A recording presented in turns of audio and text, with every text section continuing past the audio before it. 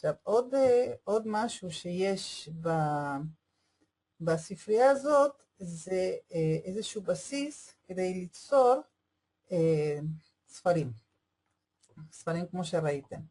וכדי להשתמש בספרים האלה, אנחנו צריכים להיכנס לאתר חינמי, אבל כמו כל הדברים החינמיים שיש ברשת, חלק הוא חינמי, חלק הוא בתשלום, שהוא מאפשר לנו ליצור את הספרים שאנחנו רוצים.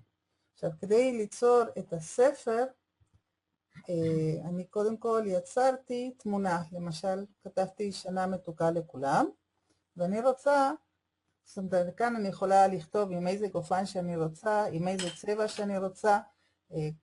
את התמונה הזאת אני הכנתי ב-Irfanview, שקיבלתם הדרכה איך להשתמש ב-Irfanview, ואני רוצה את התמונה הזאת להלביש על הספר, משהו דומה למה שטל כרגע עשתה.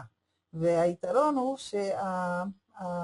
שיטת העבודה הזאת תשמור לי על הפרספקטיבה של המערכת. אז אני נכנסת ל-sumopaint.com, כמו שהראיתי לכם, ואני כאן הולכת ל-Open Sumo Paint. אתם רואים כתוב כאן Open Sumo Paint. אז אני אקליק על Open Sumo Paint כאן.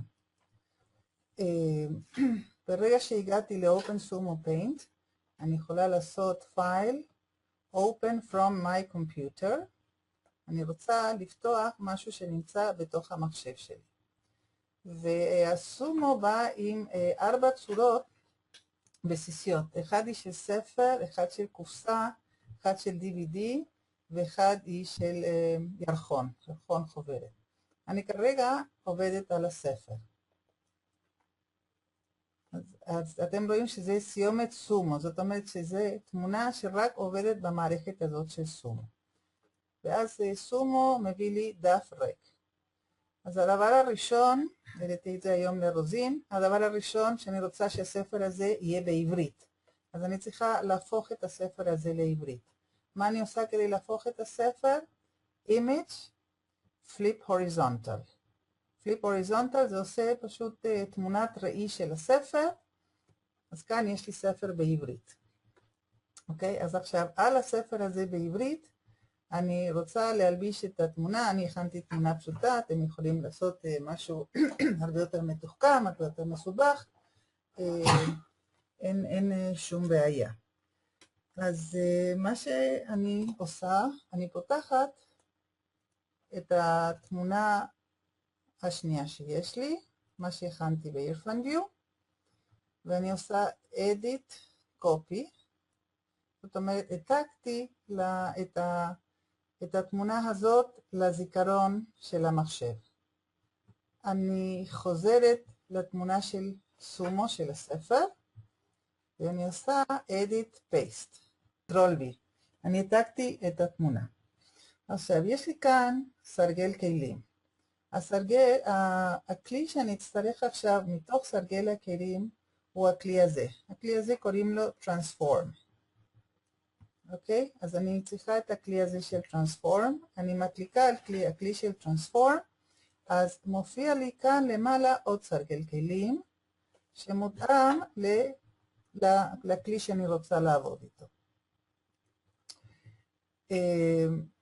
אני צריכה לבחור בשני שהוא ה-Distort Transform, אני שוב אסמן לכם אותו, נמחק את כל אני פשוט בוחרת את ה-Distort Transform. עכשיו, ברגע שבחרתי את זה, אני מציירת בתמונה,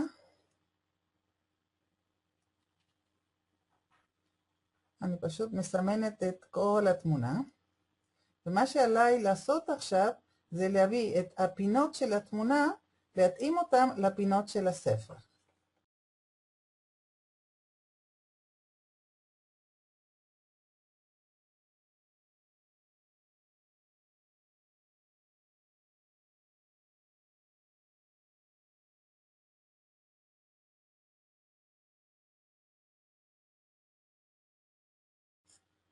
אז הנה, יש לכם ספר שהכתב באמת לא נראה ישר, אלא מותאם למיקום של הספר. אני לא סימנתי כל כך טוב, אז בגלל זה נשארה לי המסגרת.